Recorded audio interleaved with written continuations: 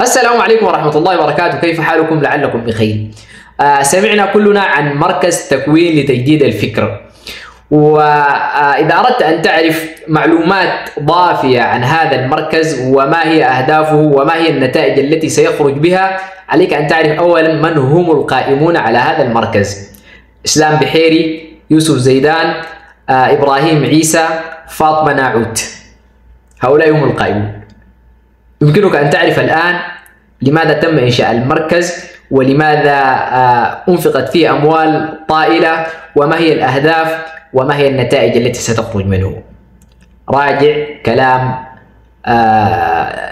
هؤلاء عن زعزعة ثوابت الدين والتشكيك الناس في دينهم وفي سنة النبي صلى الله عليه وسلم، وفي فتح الباب للإلحاد واللا دينية باسم التنوير، والأشياء الأخرى المتعلقة بالأخلاق كفتح الباب للمثلية والانحلال الأخلاقي.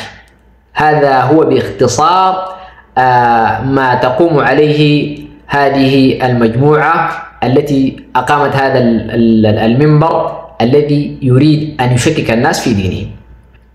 ولذلك النتائج معروفة، لكن ننتظر من كل من له شأن في الرد على الشبهات ونقض الإلحاد ونقض العلمانية واللادينية أن يكون له موقفا قويا في هذا المشروع الذي يسعى إلى هدم ثوابت الدين وتشكيك الناس في أديانهم. وإلى أن نلتقيكم في نافذة أوسع في قناتنا اليوتيوب، نرجو الاشتراك في القناة وتفعيل الجرس حتى يصلكم الجديد. والسلام عليكم ورحمة الله وبركاته.